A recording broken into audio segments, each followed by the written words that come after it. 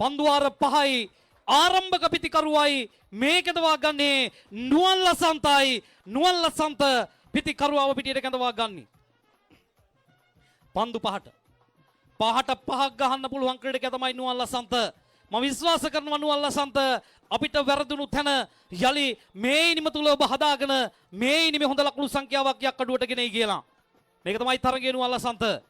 මොකද අපි පරාජිත මිනිස්සු නෙවෙයි, ජයමාලි පරාජිත මිනිස්සු නෙවෙයි. අපි ලංකාවේ ප්‍රබල සටනක් දෙන එල්ලේ කණ්ඩායම් දෙකක් බව සනාථ කරලා තියෙන්නේ මේ ක්‍රීඩා පිටිය අද දවසේ.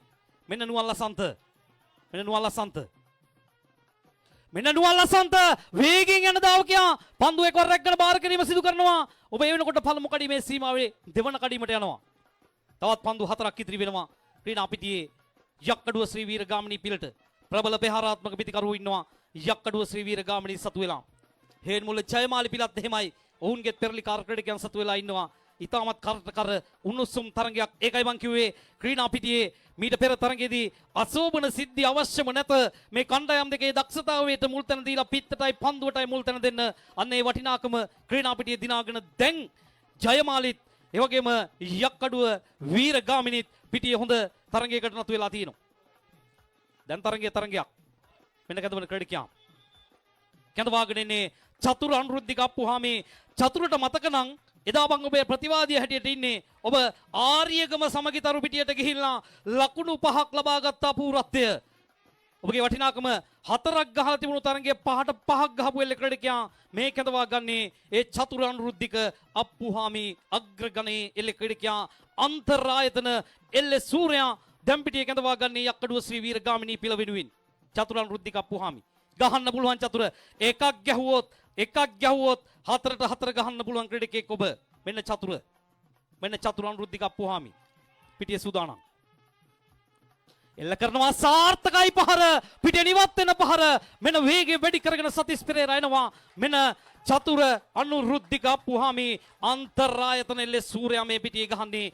ජායල ප්‍රාදේශීය සභා එල්ලේ පිළ ඔහුගේ ආයතන පිළ කරගෙන දැන් පිටියේ පහර එල්ල කරනවා ඒ චතුර අනුරුද්ධික අප්පුහාමි. මේක තමයි වටිනාකම. දකුණට බර වුණු ක්‍රීඩා පිටිය, වමට බර වුණු ක්‍රීඩා පිටිය, කොයි පැත්තට බර වුණත් ගහන ක්‍රීඩකයා පිටිය නිවත යන්න ගහනවා. ඒ වටිනාකම දිනාගන්නේ අන්න එහෙමයි කියන වගේ පෙන්눔 කරනවා ඒ චතුර අනුරුද්ධික අප්පුහාමි. චතුර ජලි පිටියේ සූදානම් වෙනවා. එලෙසේස්ත්‍රේ යක්කඩුවේ ඉන්න වටිනා එල්ල ක්‍රීඩකයන් අතරේ චතුර අනුරුද්ධික අප්පුහාමි. බෙල්ලේ ආබාධයක් තියාගෙන එල්ල ගහන්නේ. ඒ ආබාධ සියල්ල සතුවේ නතර වෙන්නේ තෙල්ලේ වලින් කියන වගේ මම ආයෙ මතක් කරනවා ඔබට. මෙන්න සූදානම් චතුර අනුරුද්ධික අප්පුහාමි පිටියේ පහරක් එල්ල කරන්න. යලිත් පහරක් එල්ල කරනවා. හොඳ පහරක් වේගය වැඩි කරන දාවකයා යන්න මේ මොහොතේ යන්න වේගය වැඩි කරගෙන යන ක්‍රීඩා පිටිය තුල මෙන්න යම් දෙයක් සතිස් පෙරේරා කරන්න පුළුවන්. සතිස් පෙරේරා මෙන්න ලකුණ මේ සෙල්ටන්ගේ පුතා සතිස් පෙරේරා යක්කඩුව ශ්‍රී වීර ගාමිණී කණ්ඩායම නියෝජනය කර ප්‍රතාපවත් එල්ල ක්‍රීඩකයාගේ ආදරණීය පුතා ඒ ලකුණ පිටියේ ගේන්නේ. මෙන්න වටිනාකම ක්‍රීඩා පිටියේ දයලේ චතුර අනුරුද්ධික අප්පුහාමි පිටියට කැඳවා ගන්නවා. යල්ලි චතුර පොඩ පස්සට වෙන්න මගේ සහෝදර මගේ දයාබර ගෞරවනීය නරඹන මහතුරුනි ඔබ පස්සට වෙන්න. ඔබ පස්සට වෙලා සහාය දෙන්න. මෙන්න ආයේ පිටියට කැඳවා ගන්නවා චතුර අනුරුද්ධික අප්පුහාමි. මම ඒකයි කිව්වේ එකට එකක් ගැහුවොත් 4ට 4 ගහන්න පුළුවන් ක්‍රීඩකයා ඔබ. මම විශ්වාසයෙන් දන්නවා චතුර කියන්නේ මේ සීමිත පන්දුවාරයේ සැනකෙලි තුල ඉදිරියෙන්ම ගහන්න ඉන්න ක්‍රීඩකයා යක්කඩුව වෙනුවෙන් මානසිකත්වයේ ඉහළ මට්ටමක රඳවාගෙන ඉන්න ක්‍රීඩකයෙක්. කොතරම් බාධකාවත් මේ චතුර අනුරුද්ධික අප්පුහාමි පෙරමුණ ගන්න ඉන්න ක්‍රීඩකයා බවටයි මම දකින්නේ. මෙන්න චතුර අනුරුද්ධික අප්පුහාමි යලි රනිල් චන්දන සූදානම් පන්දු බාර කරන්න. මෙන්න චතුර අනුරුද්ධික අප්පුහාමි ආයේ පිටි. මෙන්න චතුර අනුරුද්ධික දකින්නවා පන්දුව.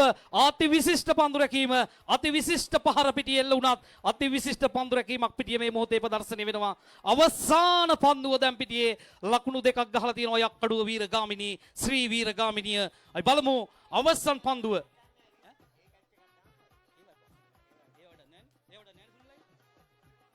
මෙන්න අවසන් පන්දුවට දැන් ක්‍රීඩා පිටියේ ආයේ ගන්නේ නුවන් ලසන්ත කුමට කතාද කුමට ඉඳලිද ගහන පහර අත දිග හරමින් පිටියේ ගැහිය යුතුයි මේ අවස්ථාවේදී නම් මේ ක්‍රීඩා පිටියේ ආයෙ රැඳුමක් නැහැ නුවල් ලසන්ත. මේ අවසන් පන්දුව ඔබ ගහන පහර ඉලක්කයට ගහන ඔබ පුළුවන් ක්‍රීඩකයා ලංකාවේ පිටි හොල්ලන පිටිකරුවා මේ නුවල් ලසන්ත. මේ නුවල් ලසන්ත ආයෙ කුමට කතාද පිටියේ නෙපිට යන පහර මෙන්න ලකුණක් බවට පරිවර්තනය කරගන්නවා. බිම පන්දුව බිම මෙන්න ලකුණ.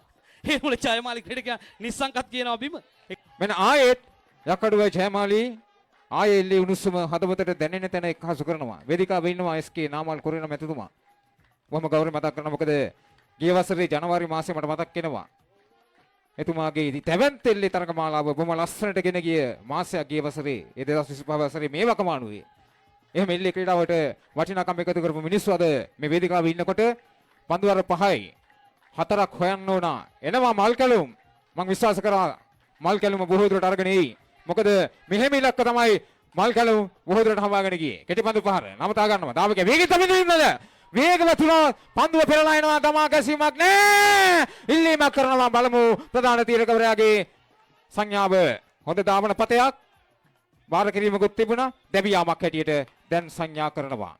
හොඳ වේගයක් තමිඳුන් ඉන්නද? මම ජයමාලි එක්කහසුණු ඉතිහාසයේ පුරාට මෙතෙක් එක තරගයක්වත් දාලා ගිහලා නැහැ. සංවිධායකවරු අපිට තරගයක් දෙන්නේ දැඩි විශ්වාසයකින්. කණ්ඩායම් දහස් ගණනක් අතරින් තෝරලා දෙන්නේ ඒ විශ්වාසය තුල. මෙන්න අශෝක් ප්‍රනාන්දු 4-4ක් තියෙනවා. ඒකයි අභියෝගය. මෙන්න ප්‍රථම පන්දුව. හොඳයි පහර. මෙන්න අශෝක් ප්‍රනාන්දු රැක්කත් කමන්නේ. අශෝක් අපි පහරකට යා යුතුයි. 3-3යි. තාම ජයග්‍රහණයට යනවා. ඒ තමයි යන්නට පුළුවන් ඉඩකඩ තාම තියෙනවා. 3-3ක් ගැහුවොත් ජයට තියෙනවා. 2ක් ගැහුවොත් සමර තියෙනවා. ඒ තමයි දැන් මේ අවසන් මහා තරගය. ඉතින් මේකයි කිව්වේ සංවිධායකවරුන් බොහොම විශ්වාස කරලා මේ කණ්ඩායම් 6ක් තෝරගන්නේ. කණ්ඩායම් විශාල සංඛ්‍යාවක් අතරින් තෝරගත්තු කණ්ඩායම්. ඔවුන් ගැන විශ්වාසයක් තියෙනවා. ඉතින් ඒ දාලා යන එක නෙමෙයි යුතුයකම. ගත්තු වගකීම. දින්නත් පෙරදුනත් අවසන් වනතෙක් සටන්කාමී ඉනිමක් ක්‍රියාත්මක කිරීම. අන්න ඒකයි ජයග්‍රහණය කියන්නේ. දනින් වැටිලා ජයග්‍රහණය අයදින එක නෙමෙයි. දෙපයින් හිටගෙන පෙරදුන ජයමාලි මේ ගේම අවසන් සටන් කරන්න ඕන. අන්න ඒකයි ජයමාලිය පැත්තේ අභිමානය කියන්නේ. අශෝක් 3-3ක් තාම තියෙනවා අපිට. 3-3ක් තාම අපිට ජයග්‍රහණය බලාපොරොත්තු තියාගන්නට පුළුවන් තැනකට තියෙනවා. අශෝක් පෙරලා මෙන්න ඒවතට ඇල්ලුවක් කමක් නෑ. අශෝක් කියන වග අශෝක් මෙහෙම ගහනකොට මට මතක් වෙන්නේ සුපුන් ධනංජයව. තරංගය තාම ඉවර නෑ මිත්‍රයා. අශෝක් ප්‍රනාන්දු ඉන්නවා. එහෙම කිව්වේ සුපුන්ගේ හදවතට අශෝක් කවුද කියලා. හදවතට ගැඹුරුම තැනට සුපුන්ලාද ලංකාවේ ශ්‍රීලක අංක 1 කියන නිවේදකයොත් අශෝක් ලව කිව්වේ තරංගය තාම ඉවර නෑ මිත්‍රයා. අශෝක් ඉන්නවා. දැන් 2-2යි.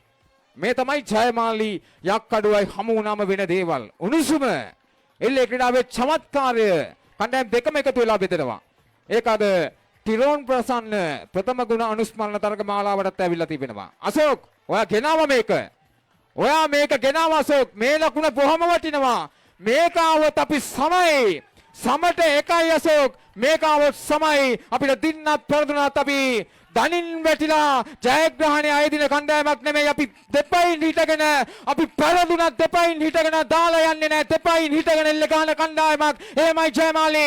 එකට එක ගේන්න මේක සම කරන්න පුළුවන්. මේක ජය කරන්න පුළුවන්. එහෙනම් අශෝක් ප්‍රනාන්දු මෙන්න පන්දුව. බලමුද සමයිද එන්න දාවකයා. දැන් තරගයේ සමයි කොහොමද ජයමාලි ගැම්ම. ඒක මොන්ටිකාලෝ පිටියේ ගැම්ම. ඒක ටිරෝන් ප්‍රසන්න ගුණානුස්මරණයේ තරගමාලාවේ ජයමාලිය ගේන ගැම්ම. දාලා යන්නේ නැති ජයමාලි. මේකෙල්ලේ ඉතිහාසයේ ලියලා තියෙන ජයමාලි. දැන් තරගයේ සමයි. ඒක තමයි ජයමාලි. ඒ තමයි අශෝක් කියන්නේ. ලංකාවේ වමෙන් ගහන ජයමාලි. තාම තරගයේ ජයට තියෙනවා. දැන් යක්කඩුවට මේක ජය ගන්න බෑ. හැබැයි ජයමාලිය පුළුවන්.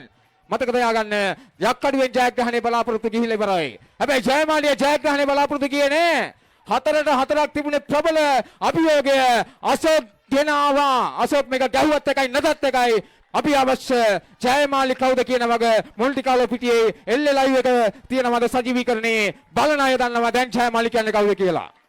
මේක ගැහුවත් කමන්නේ නැතත් කමන්නේ අශෝක් අපේ අභිමානය රැකගත්තා. පුළුවන් නම් වානාවා බෝනාපෝ කම්මාගෝ චිකාගෝ කියලා අශෝක් එකට එක තියෙන මේ වෙලාවේ යක්කඩුවට වෙයිද? කෙටිපන්දු බලද අපි වේගෙන් නිම්නද කෙටිපන්දු පාර පන්දුවත් වේගෙන් එනවා. පන්දුව වේගෙන් එනවා. අකින්නට සමයි. බොහෝ දුරට තරගයේ සමයි. දැන් බලමු සංවිධායක මණ්ඩලයට රෝහණ අයියේ වේලාව ඔයාට බාරයි මං හිතන්නේ. බලමු සංවිධායක තීරණය